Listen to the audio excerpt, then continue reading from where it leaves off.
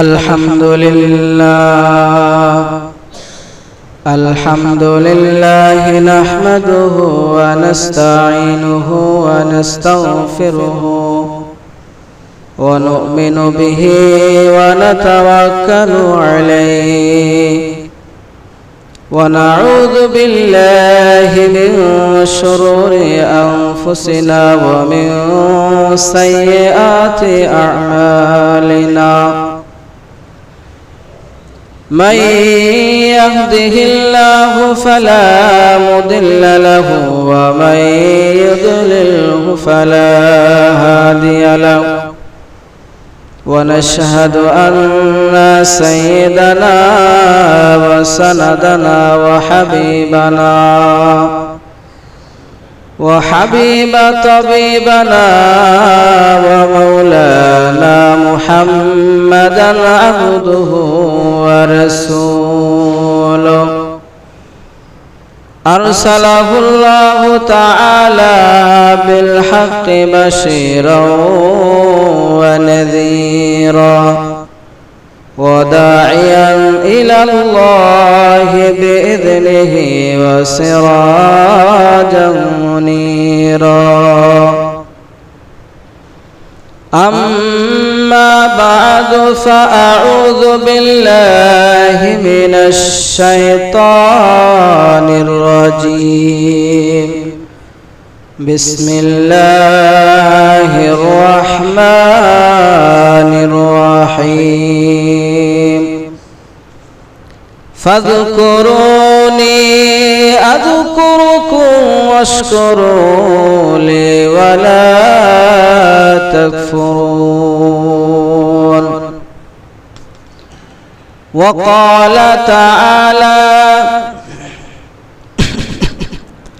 الذين يذكرون الله قياما وقعودا وعلى جنوبهم ويتفكرون في خلق السماوات والأرض ربنا ما خلقت هذا باطلا سبحانك فقنا عذاب النار وقال رسول الله صلى الله عليه وسلم كلمتان خفيفتان على اللسان ثقيلتان في الميزان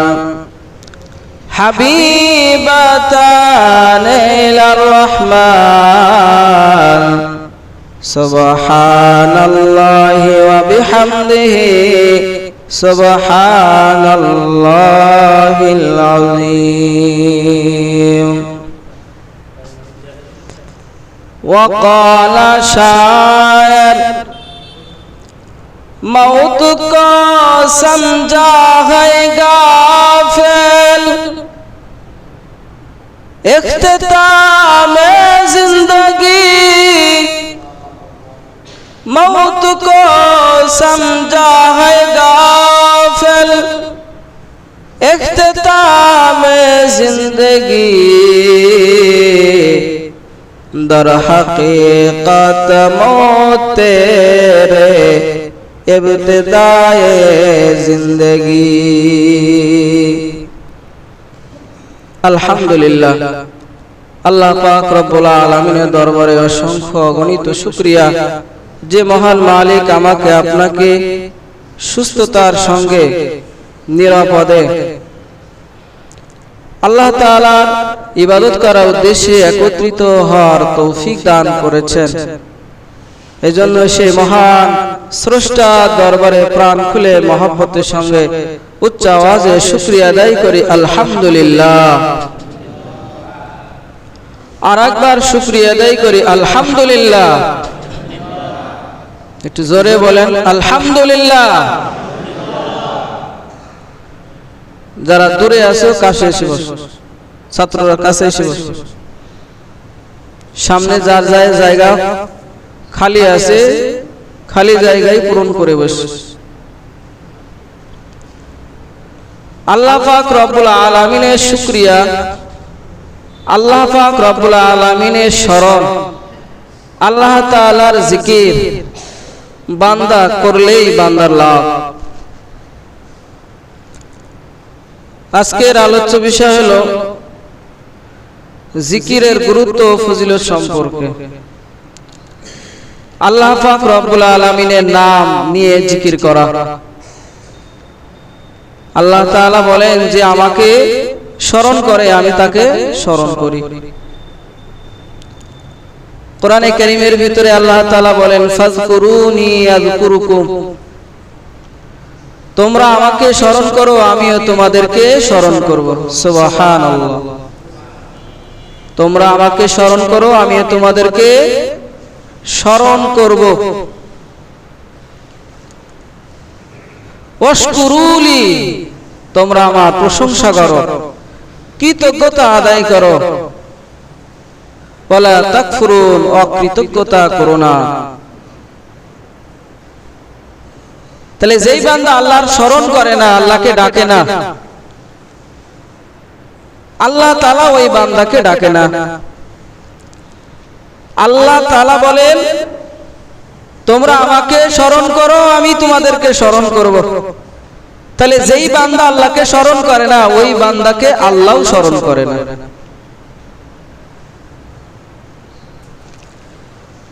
তাহলে আল্লাহ পাক রব্বুল আলামিনের স্মরণ, আল্লাহ তাআলার জিকির আমাকে আপনাকে সবাইকে সব সময় করা উচিত। সূরা আলার ভিতরে আছে ওয়াযাকারা ইসমা রাব্বিহি ফাসাল্লা, যে তার রবকে স্মরণ করে অতঃপর নামাজ আদায় করে। আল্লাহ তাআলা বলেন তোমরা বেশি বেশি করে আল্লাহ তাআলা জিকির করো। ঈমানদারদেরকে আল্লাহ তাআলা বলেন ইয়া আইয়ুহাল্লাযীনা আমানু যকুরুল্লাহা যিকরান কাসীরা।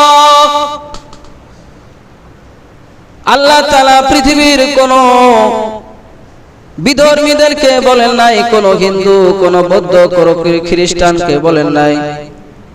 আল্লাহ তাআলা বলেন ইয়া আইয়ুহাল্লাযীনা আমানু, হে ঈমানদারগণ, ইয়া আইয়ুহাল্লাযীনা আমানু যকুরুল্লাহা যিকরান কাসীরা। হে ঈমানদারগণ তোমরা আল্লাহ তাআলাকে বেশি বেশি স্মরণ করো। তোমরা বেশি বেশি করে আল্লাহ তাআলা জিকির করো। এখানে শুধুমাত্র কেবলমাত্র আল্লাহ তাআলা মুমিনদেরকে নির্দিষ্ট করে বলে দিয়েছেন যাদের ভিতরে ঈমান আছে তারা একমাত্র কেবলমাত্র আল্লাহ তাআলাকে ডাকবে। পৃথিবীর অন্য কোনো মানুষকে আল্লাহ তাআলা বলেন নাই, শুধুমাত্র ঈমানদারদেরকে বলেছেন যে হে ঈমানদারগণ তোমরা বেশি বেশি করে আল্লাহ তাআলার জিকির করো, আল্লাহকে স্মরণ করো। সব সময়তেই আল্লাহকে স্মরণ করতে হবে।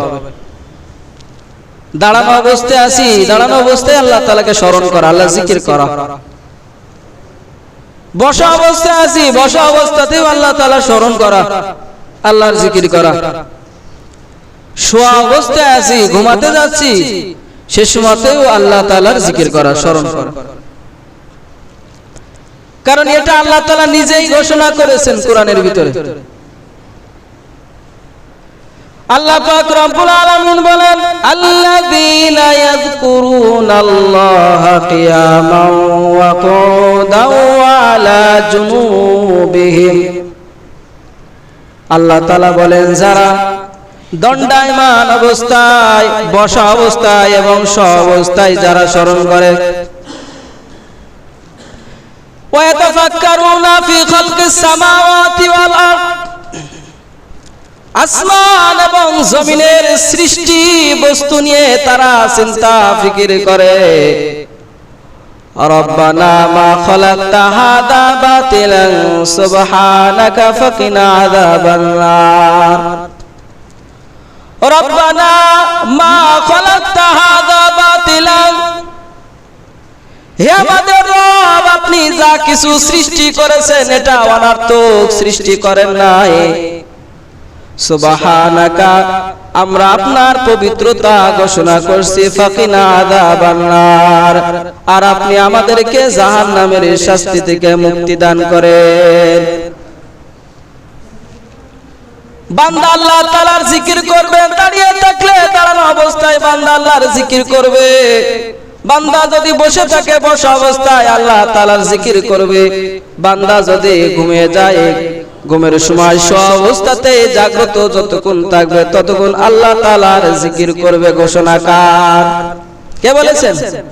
আল্লাহ তাআলা।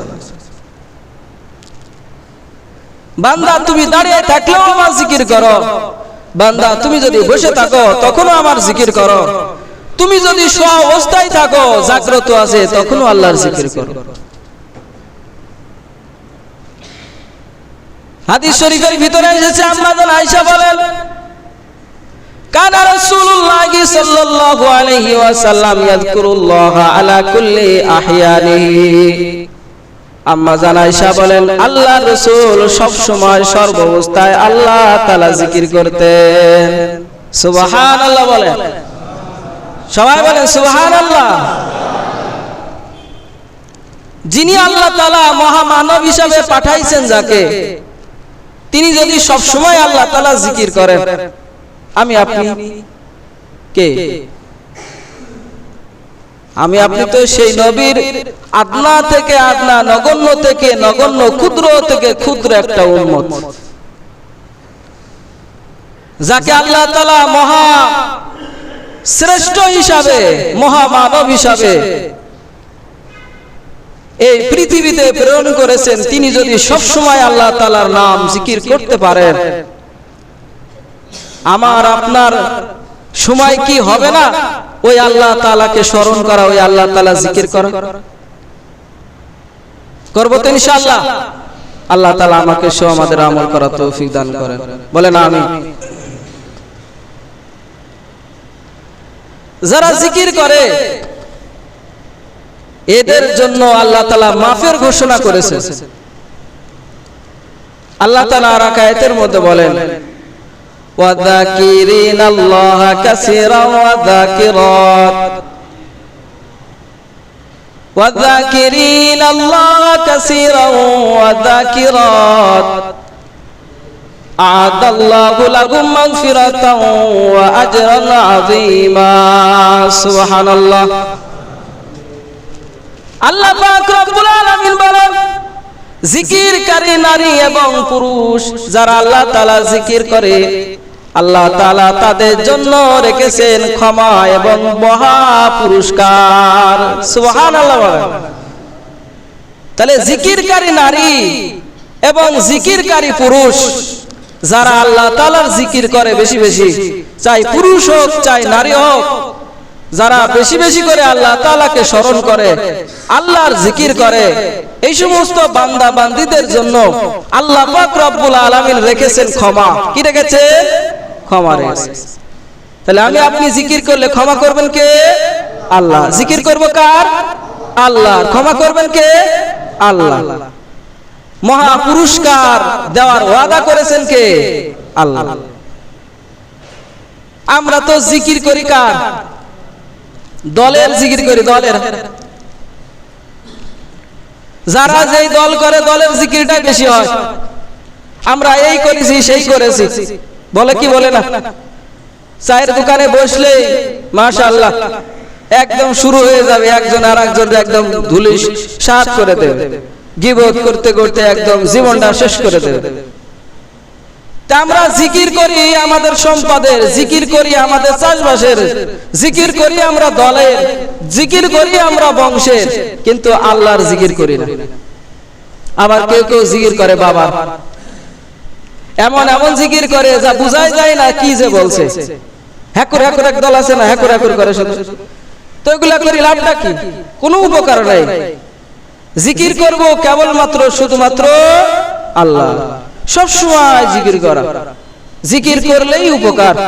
জিকির করলে আল্লাহ তাআলা আমার গুনাহ মাফ করবেন, জিকির করলে আল্লাহ তাআলা আমাকে পুরস্কার দান করবেন। যারা জিকির করে তাদের সফলতার ঘোষণা দিয়েছেন আল্লাহ। সফলতার ঘোষণা দিয়েছেন আল্লাহ তাআলা। ওয়াজকুরুল্লাহ লাআল্লাকুম তুফলিহুন, তোমরা আল্লাহর জিকির করো তাহলে সফলতা অর্জন করতে পারবে, সফলতা অর্জন করতে পারবে। জিকির করব কখন? আল্লাহ তাআলা সময়ও বলে দিয়েছেন, তোমরা সকাল সন্ধ্যায় জিকির করো। কোন সময়?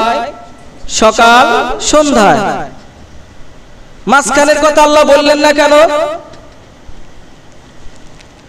কারণ সকাল সন্ধ্যায় জিকির করাটা এবং সকাল সন্ধ্যার সময়টা অনেক গুরুত্বপূর্ণ সময়। কিন্তু সকাল বেলায় তো আমরা অনেকেই ঘুমের মধ্যে কাটিয়ে দিই। ফজরের নামাজ তো পড়ি না, জিকির তারও দূরের কথা।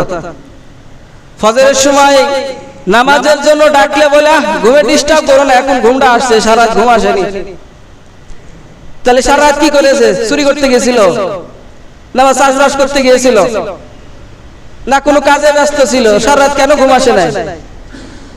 ফজরের সময় ঘুম আসছে কেন? শয়তান ওই সময় এমন ঘুম পাড়ায় দেয় যেন এই বান্দা সে ফজরের সময় উঠে নামাজ যেন পড়তে না পারে। এটাকে আল্লাহ করাচ্ছে কিনা আল্লাহর রহমত না আল্লাহর গজব? যে কাজ শয়তানে করাবে সেই কাজ কখনো আল্লাহর রহমত আসে না।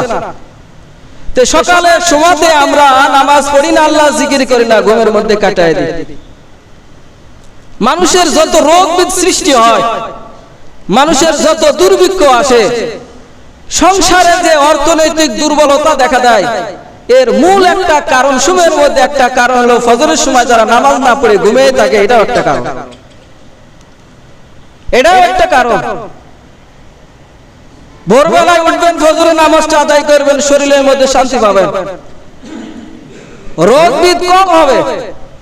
ভোরবেলায় উঠে নামাজ পড়বেন, ফজরের নামাজ জামাতের সঙ্গে, আল্লাহ তাআলা রিজিকের ব্যবস্থা করে দেবেন। অর্থনৈতিক দুর্বলতা আসবে না আমার আপনার, এই সংকট আসবে না যদি আমরা ফজরের নামাজটা আদায় করি, পড়ে ফেলি। তা আল্লাহ তাআলা বলেন যে তোমরা সকাল সন্ধ্যায় জিকির করো। আল্লাহ তাআলা বলেন ইয়া আইয়ুহাল্লাযীনা আমানু যকুরুল্লাহা যিকরান কাসীরা ওয়া সাব্বিহুহু বুকরাতাও ওয়া আসীলা। আল্লাহ পাক রব্বুল আলামিন বলেন, হে ঈমানদারগণ, তোমরা বেশি বেশি করে সকাল সন্ধ্যায় আল্লাহ তাআলার জিকির করো, সকাল সন্ধ্যায় বেশি বেশি করে আল্লাহকে স্মরণ করো। সকালে এবং সন্ধ্যায় আল্লাহ তাআলা জিকিরের নির্দেশ দিয়েছেন, হুকুম দিয়েছেন। হযরত দাউদ আলাইহিস সালামের ব্যাপারে আল্লাহ তাআলা বলেন যে আমি তার সাথে পাহাড়কে অনুগামী করে দিয়েছি। ইন্না সাখখারনাল জিবালা মাহু, আমি তার সাথে পাহাড়কে অনুগামী করে দিয়েছি। ওয়াইসাববিহনা বিল আশি ওয়াল ইশরাক, আর এই পাহাড় সমূহ তার সঙ্গে সকাল এবং সন্ধ্যায় আল্লাহর তাসবিহ পাঠ করে। বলেন সুবহানাল্লাহ। কে জিকির করে? পাহাড়। পাহাড় পৃথিবীর আনাচে কানাচে যে সমস্ত পাহাড়গুলি আছে, এই পাহাড়গুলিও সকাল সন্ধ্যায় তাসবিহ পাঠ করে কার? আল্লাহ। পাহাড়ের কি জান আছে? জান নাই। জান আছে? প্রাণ আছে? তাহলে আল্লাহ যে বললেন পাহাড়ও জিকির করে তার সাথে, তো যার প্রাণ নাই সে আবার জিকির করে কেমন করে? হাদিসের মধ্যে আছে জড় বস্তু যার জীবন নাও সেও আল্লাহ জিকির করে। সুবহানাল্লাহ। আল্লাহ তার ক্ষমতা দিয়েছে, আল্লাহ তাকে জিকির করার, তাসবিহ পাঠ করার সেই ক্ষমতা, সক্ষমতা আল্লাহ দান করেছে। এইজন্য সে বলতে পারে, তাসবিহ পাঠ করতে পারে, কিন্তু আমরা শুনতে পাই না।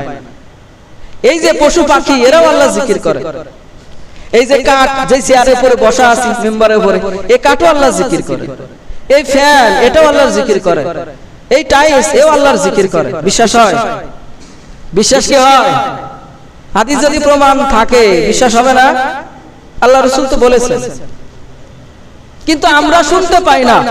সেই শক্তি আল্লাহ আমাদেরকে দেন নাই, সেই জ্ঞান আল্লাহ তাআলা আমাদেরকে দেন নাই। রাসূলের মাধ্যম দিয়ে সেটা জানায় দিয়েছেন, রাসূলের মাধ্যম দিয়ে সেগুলো আমাদের জানিয়ে দিয়েছেন। তা আমরা যে জিকিরের মজলিসে বসবো, জিকির করব, এটারও অনেক দাম। কেমন দাম? হাদিসের মধ্যে আল্লাহ রাসূল বলেন, লা ইয়াকুদু কওমুন ইয়াযকুরুনাল্লাহা ইল্লা হাফাতুহুমুল মালায়েকা ওয়া গাশিয়াত আলাইহিমুর রাহমা ওয়া নাযালাত আলাইহিমুস সাকিনাহ ওয়া যাকারাহুমুল্লাহু ফী মান ইনদাহু। আল্লাহ রাসূল বলেন, কিছু মানুষ, কিছু গোত্র এক জায়গায় একত্রিত হলো, এরপরে তারা আল্লাহ তাআলার জিকিরে ব্যস্ত হয়ে গেল, জিকির করা শুরু করে দিল।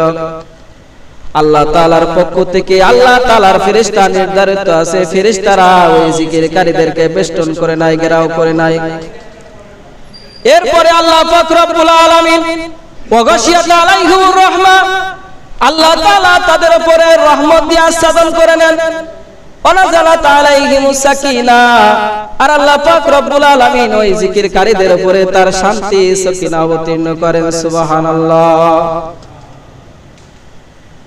ওয়া যাকারাহুমুল্লাহু ফী মান ইনদাহু, এরপরে আল্লাহ পাক রব্বুল আলামিন ফেরেশতাদেরকে নিয়ে আকাশের ভিতরে ফেরেশতাদেরকে নিয়ে আলোচনায় বসেন, আর তাদের সঙ্গে অন্য কোন বিষয়ে আলোচনা করেন না। যারা এই পৃথিবীর বুকে যারা জিকিরের মজলিস করে, জিকির করে, ওই জিকিরকারীদেরকে নিয়ে আল্লাহ তাআলা ফেরেশতাদের সামনে আলোচনায় বসে যায়। সুবহানাল্লাহ। তাহলে আমি আপনি যদি জিকিরে হালকা তৈরি করি, এখানে যদি আমরা আল্লাহ তাআলার নাম নিয়ে জিকির আজকার করি, এদেরকে জিকির করার কারণে এই পৃথিবীতে আমরা জিকির করব। আল্লাহ তাআলা আসমানে ফেরেশতাদেরকে নিয়ে আমাদের আলোচনা আল্লাহ তাআলা ফেরেশতাদেরকে নিয়ে করেন। ফেরেশতারা আমাদেরকে বেষ্টন করে ঘেরাও করে রাখেন। আল্লাহ তাআলার রহমত আমাদেরকে আচ্ছাদন করে নেবেন। আল্লাহ তাআলার পক্ষ থেকে সাকিনা রহমত অবতীর্ণ হবে। সুবহানাল্লাহ। জিকিরের ফজিলত, জিকিরের মজলিসের ফজিলত।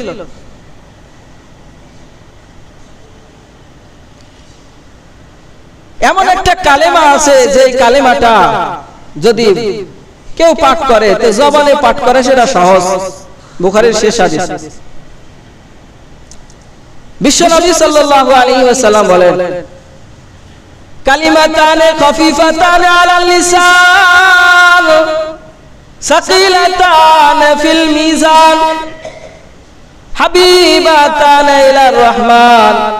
আল্লাহ রাসূল বলেন, এমন একটা কালেমা আছে যে কালেমাটা উচ্চারণে সহজ, মিজানের পাল্লায় অনেক ভারী। আল্লাহ তাআলার নিকটে ওই কালেমাটা বড় প্রিয়। সুবহানাল্লাহ। এরপরে আল্লাহ রাসূল বলেন, সুবহানাল্লাহি ওয়া বিহামদিহি সুবহানাল্লাহিল আযীম। সবাই আমার সাথে পড়েন, সুবহানাল্লাহি ওয়া বিহামদিহি সুবহানাল্লাহিল আযীম।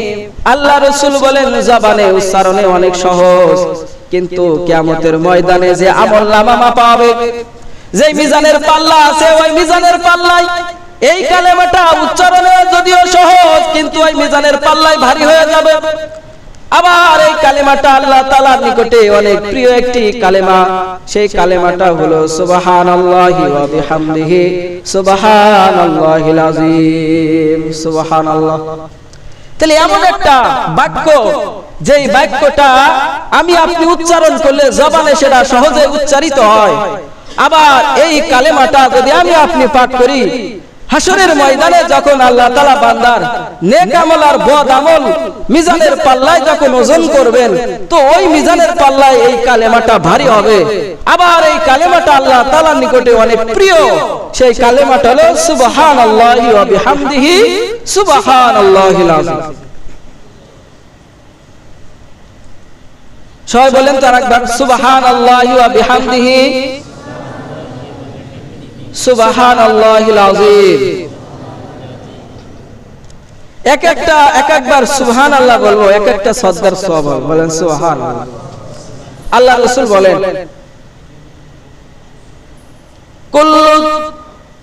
কুল্লু তাসবিহাতিন সাদাকা। আপনি একবার সুবহানাল্লাহ বলবেন, সাজদা করার সওয়াব পাবেন। ওয়া কুল্লু তাহমিদাতিন সাদাকা। একবার আলহামদুলিল্লাহ পড়বেন, সাজদার সওয়াব পাবেন। ওয়া কুল্লু তাহলিলাতিন সাদাকা, আর একবার লা ইলাহা ইল্লাল্লাহ পড়বেন, এটাও সাদকার সওয়াব দেওয়া হবে। ওয়া কুল্লু তাকবীরাতিন সাদাকা, আল্লাহর নবী বলেন প্রত্যেকটা তাকবীরের বিনিময়ে একটা করে সাদকার সওয়াব দেওয়া হবে।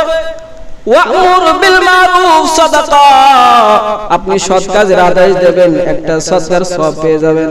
ওয়ান নাহয়ু আনিল মুনকার সাদাকা, আপনি অসৎ কাজ থেকে কাউকে বারণ করবেন, নিষেধ করবেন, তাও সাদকার সওয়াব পেয়ে যাবে। এই বাড়ি যে সুবহানাল্লাহ বলবেন নাকি? সুবহানাল্লাহ বলে প্রত্যেক জুমাতেই তো প্র্যাকটিস করা আছে, তাও বলেছেন না মুখ দিয়ে, অভ্যাস করেন, একটু অভ্যাস করেন। আরেকবার বলেন সুবহানাল্লাহ। সুবহানাল্লাহ বলে কি ফজিলত? আল্লাহ রাসূল বলেন কেউ যদি একবার সুবহানাল্লাহ বলে, মান ক্বালা সুবহানাল্লাহি ওয়া বিহামদিহি, যে ব্যক্তি সুবহানাল্লাহি ওয়া বিহামদিহি পাঠ করলো, আল্লাহ রাসূল বলেন নাখলাতুন ফিল জান্নাহ, তার জন্য জান্নাতের ভিতরে একটা খেজুর গাছ রোপণ করা হলো। ফজিলত নাই? তাহলে আমি আপনি একবার সুবহানাল্লাহ বলবো, একবার জান্নাতের ভিতরে রাসূলুল্লাহ বলেছেন একটা খেজুর গাছ লাগানোর মতো সওয়াব পাবো। তাহলে একবার সুবহানাল্লাহ বলবো, আমার জান্নাতের ভিতরে আল্লাহ আমাকে যে জান্নাতটা দেবেন ওর ভিতরে একটা খেজুর গাছ লাগিয়ে দেবেন। একজন মুহাজির গরীব সাহাবী আল্লাহ রাসূলের কাছে এসে বলছেন, হে আল্লাহ রাসূল, আমাদের মধ্যে যারা ধনী তারা নামাজ পড়ে, আমরাও নামাজ পড়ি, তারা নামাজ পড়ে, আমরাও নামাজ পড়ি, তারাও রোজা রাখে, আমরাও রোজা রাখি, কিন্তু তারা ধনী হওয়ার কারণে, অতিরিক্ত সম্পদ মাল থাকার কারণে তারা হজ করতে পারে, তারা যাকাত দিতে পারে, তারা দান করতে পারে, তারা জিহাদও করতে পারে।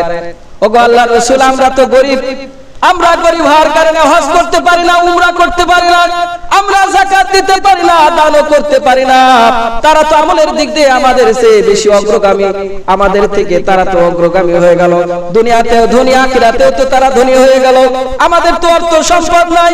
আল্লাহ রাসূল বলেন, হে সাহাবী শোনো, আমি তোমাকে এমন একটা কালেমা শিক্ষা দেব, যে বাক্যটা শিখলে তুমি তাদের চাইতে অগ্রগামী হয়ে যাবে। বলেন সুবহানাল্লাহ।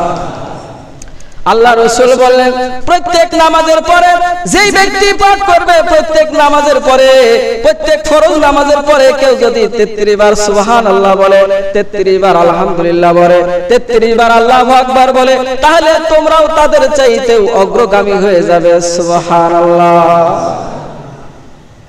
তোমরাও তাদের চাইতে অগ্রগামী হয়ে যাবে, যেই পাঠ করবে সেই অগ্রগামী হয়ে যাবে। আর এক বর্ণনার ভিতরে এসেছে, এক সাহাবী আল্লাহ রাসূলকে বলেন, আল্লাহ রাসূল, তারা তো আমাদের কাছ থেকে শুনে তারাও তো আমল করেছে, ওদিকে তারা নামাজ পড়ছে, আবার যাকাত দিয়েছে, হজও করতে পারছে, আবার যে আমল শিক্ষা দিয়েছেন তারাও তো শিখে ফেললো। ওগো আল্লাহ রাসূল, তারা তো আমাদের চাইতে অগ্রগামী হয়ে গেল। আল্লাহর নবী বলেন, আল্লাহ তাআলা অনুগ্রহশীল, যেই পাঠ করবে আল্লাহ তাআলা তাকেই দান করবে। বলেন সুবহানাল্লাহ। সে বড় লোক হোক আর গরীব হোক, যেই আমল করবে তাকেই সওয়াব দেওয়া হবে। আল্লাহু আকবার। আরেক বর্ণনায় আছে সুবহানাল্লাহ 33 বার, কোন বর্ণনায় 34 বার, আল্লাহু আকবার 33 বার, কোন বর্ণনায় আছে আল্লাহু আকবার 34 বার। এজন্য আমরা অনেক সময় পড়ি সুবহানাল্লাহ 33 বার, আলহামদুলিল্লাহ 33 বার, আল্লাহু আকবার 34 বার। কিন্তু কোন কোন বর্ণনায় আবার সুবহানাল্লাহ 34 বার পড়ার কথাও উল্লেখ আছে। তো প্রত্যেকটা আমল আমি আল্লাহ তাআলার নাম নিয়ে জিকির করব, এর প্রতিদান আল্লাহ আমাকে আপনাকে দান করবে। আর যদি আমরা জিকির থেকে গাফেল হয়ে যাই, তাহলে কিয়ামতের দিন জান্নাত যখন আল্লাহ তাআলা দান করবেন, তখন কি অবস্থা হবে? জান্নাতের ভিতরে যে মানুষ আফসোস করবে, হাদিসের মধ্যে এসেছে আল্লাহ রাসূল বলেন যে জান্নাতের ভিতরে মানুষ যে আফসোস করবে, কি আফসোস করবে? যারা দুনিয়াতে জিকির কম করেছে, জান্নাতে যার পরে সে তো ফজিলতের দিক থেকে নিম্নগামী হয়ে যাবে, তখন ওই যে দুনিয়া থেকে যে সময়গুলা জিকির বিহীন কাটিয়েছিল, ওই সময়গুলোর জন্য সে আফসোস করবে। আর এখন আমাদের সময় প্রচুর, কিন্তু আমল করার সময় নাই।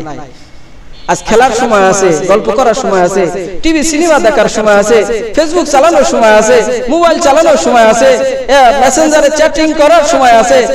বিভিন্ন কাজে আমরা সময় দিতে পারি, চাষবাসে সময় দিতে পারি, নিজের সংসারের সময় দিতে পারি, চাকরি বাকরির সময় দিতে পারি, খেলার জন্য সময় দিতে পারি, কিন্তু একমাত্র পারি না কার জন্য?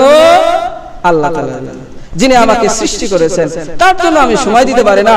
আরে ওই আল্লাহকে সময় দেওয়া তো না, আল্লাহর হুকুম পালন করা মানে আমার সময়কে হেফাজত করা, আল্লাহর ইবাদত করা মানে আমার আমলকে মজবুত করা, আল্লাহর ইবাদত করা মানে আমার ঈমানকে আরো শক্তিশালী করা, আল্লাহর ইবাদত করা মানে জান্নাতে যাওয়ার রাস্তা তৈরি করা। বলেন সুবহানাল্লাহ। এখন আমি আপনি যদি আল্লাহর রাস্তা থেকে গাফেল হয়ে যায়, গাফেলকারীদের অন্তর্ভুক্ত হয়ে যায়, আল্লাহ তাআলা কোরআনের মধ্যে বলেছেন যারা জিকির থেকে গাফেল হয় ওরাই একমাত্র মুনাফিক। যারা মুনাফিক তারাই আল্লাহ জিকির থেকে দূরে, যারা মুনাফিক তারাই আল্লাহ তাআলা জিকির থেকে, আল্লাহর স্মরণ থেকে দূরে। আমি আপনি কি মুনাফিক হতে চাই না মুমিন হতে চাই? বলেন মুমিন। তাহলে মুমিন হতে হলে আল্লাহর জিকির করতে হবে, এটা আল্লাহর নির্দেশ, হুকুম। সুতরাং আল্লাহ তাআলা আমাকে সহ আমাদের সবাইকে ইখলাসের সঙ্গে তাকওয়ার সঙ্গে আল্লাহ পাক রব্বুল আলামিনের সন্তুষ্টির জন্য যেন জিকির আজকার করতে পারি সেই তৌফিক আমাকে সহ আমাদের সবাইকে আল্লাহ তাআলা দান করেন। বলেন আল্লাহুম্মা আমিন।